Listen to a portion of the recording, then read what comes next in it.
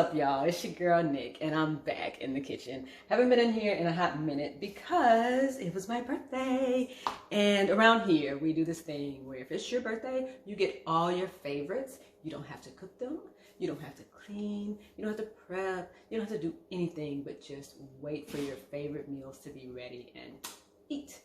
But now I'm back. And I'm kind of glad to be back because I do like to cook. And I actually am trying some new things in the kitchen. So what I'm going to do tonight is something I've been wanting to try for a really long time. I am going to make my own homemade pasta. Yes, I am. I'm a little bit scared. I sound like I'm happy, but I'm a little bit scared, a little bit intimidated. But I'm going to get it done. Pasta is really supposed to be so super easy. It's just flour and eggs and a little bit of water. Some people add like a little bit of olive oil and a little bit of salt, but we're gonna keep it simple today. And I'm doing it with no specialized equipment, just these clean hands, some patience. Wait, I do have my KitchenAid, my mixer over there. That's the only thing specialized. I don't have any special attachments. You can see my flour is already in there. I'm just using a regular old beater paddle. I got my 2 eggs, and I'm making a half batch of pasta because I don't know if we're gonna actually like it. So we're gonna do that, and I'm gonna show you guys the process of what I do. Now, the mixer is handy because it keeps me from having to build a mound on the counter to make a well and put the eggs inside the well, and it sounds really fun, it looks really cool, but it also looks very, very intimidating. So I'm gonna start easy tonight with just mixing it in my KitchenAid. So let's get going. Let's make some pasta, y'all. All right, let's start out with our basic ingredients. In my mixing bowl, I have, this is about 1 3/4 cups of all-purpose flour, nothing special there. And then I'm going to use, you see my 2 eggs over there. I'm going to use those 2 eggs. This, like I said, is a half batch based on, you know, all the recipes that I've seen. So I'm just going to go ahead and crack those eggs in carefully because I don't want to get any shell in there. Nothing special about this. I do have on, I know it looks funny, I have on this hoodie around my neck, and that's because I keep getting kind of chilly in here.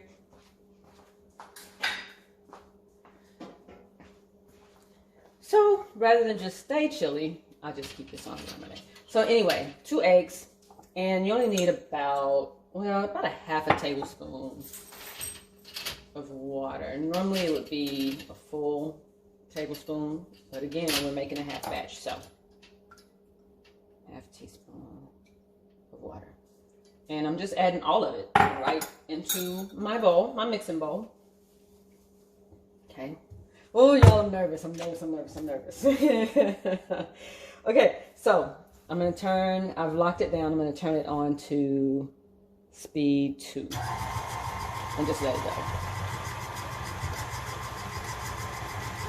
I'm going to mix this for about 30 seconds, maybe 45, but just until the dough starts to come together.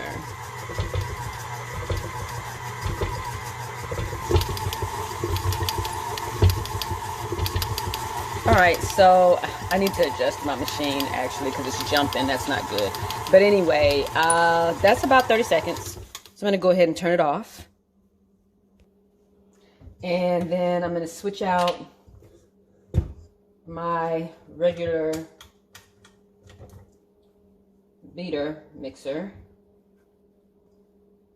Oh, it's already very, it's already come together really well. Like it's sticking together pretty well. Let's see.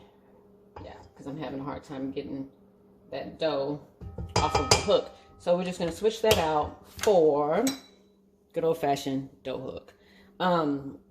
And again, like I said, this is no specialized equipment. If you have a KitchenAid, you probably got these hooks with it already anyway. So again, I'm going to turn it to speed 2 and let it go for about a minute and a half, could be up to 2.5 minutes. So I'm gonna let that go and I'll be back.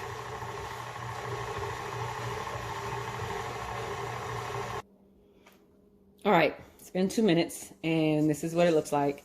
It looks kind of like a crumbly mess, but I did read that this would happen.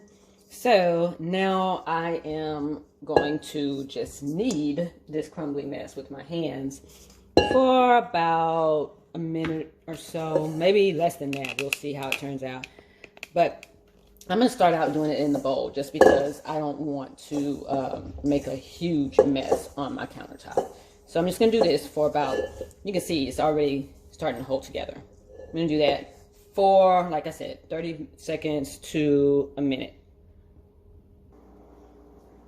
All right, so I decided to go ahead and get dirty. And I'm going to pour my dough mixture out onto a clean but floured surface. And kind of knead it this way because it's a lot easier for me to get my hands in there. And I'm just trying to come up to a ball. So I'm just going to keep kneading until I get there. All right, y'all. It took me way longer than 30 seconds to pull this together, but I'm finally getting a dough that's kind of sticking together. That's what we want. But at the same time, I'm not supposed to over knead it. So I think I'm going to stop here pretty soon.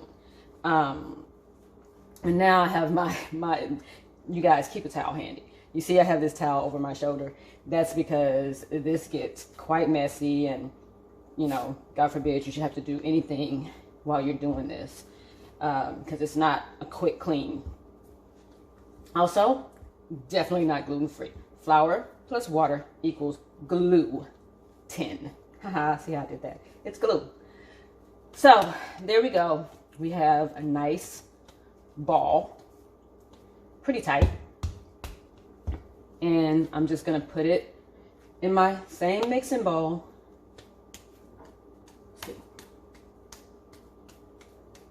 Let's put it back in my same mixing bowl, just at the bottom of there. And I'm going to cover it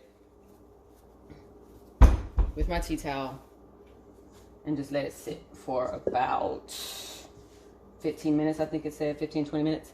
So that's that.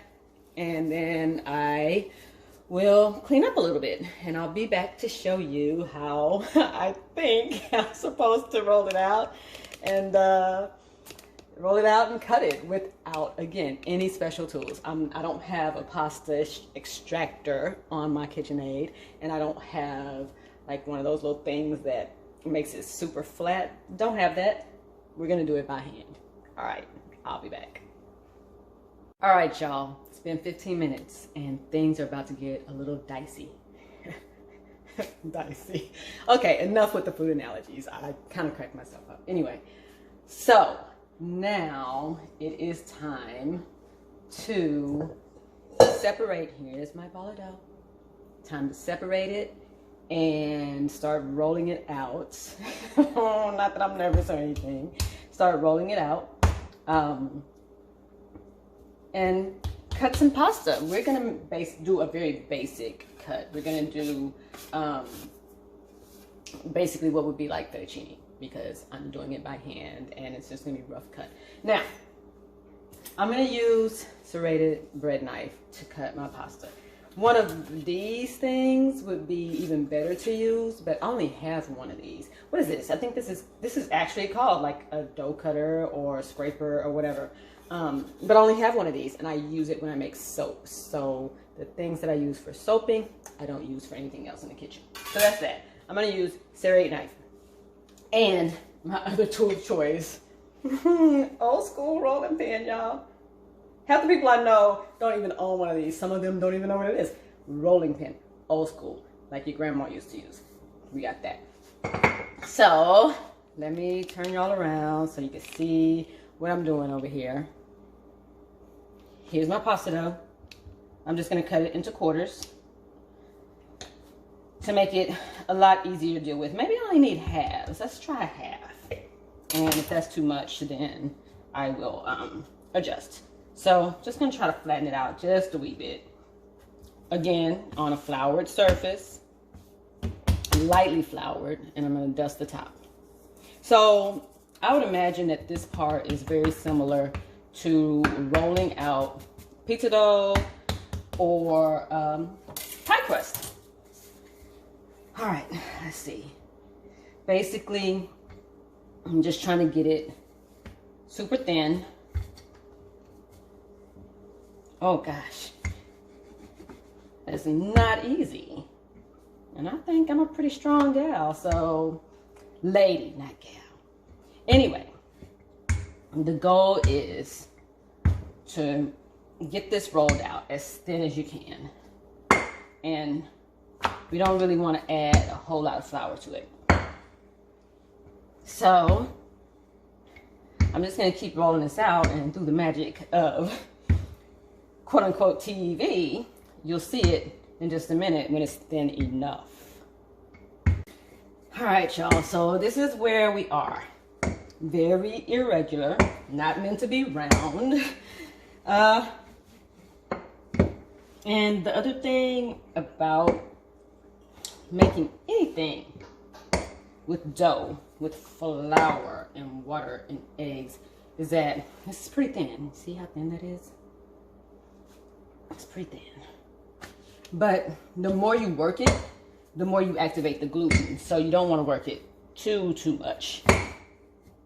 So now I'm going to try this two different ways. I'm going to try keeping this rolled out and let it sit at room temperature for, you're supposed to let it sit at room temperature for a few minutes so that, you know, it sets, that's the word I'm using, it sets.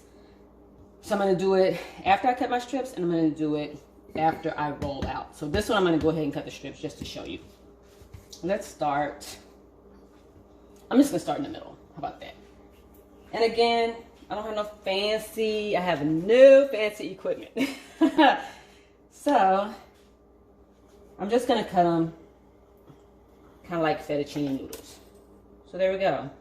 There's one pasta noodle. Yay! A pasta noodle.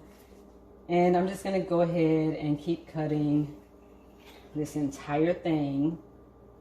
I'm not even going to lift them up. I'm just going to cut everything.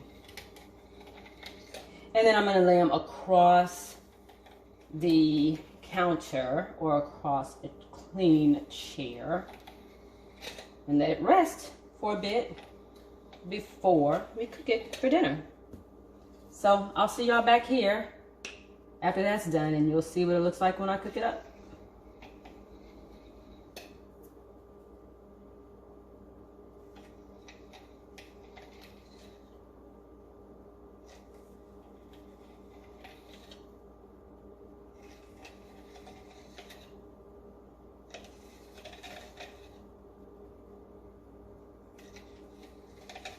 All right, y'all, so there is my finished pasta. I have it sitting over my rolling pin, as you can see, and I'm gonna let it sit there for a few minutes because you're supposed to let it get, not tough, but a little bit leathery. But that's it. We just made fettuccine pasta, and we're gonna have this for dinner tonight. I'm gonna go ahead and roll out that other piece, and then the smaller pieces are still down here on my board because I didn't want to try to fit those onto the rolling pin. But that's it. That is pasta making 101.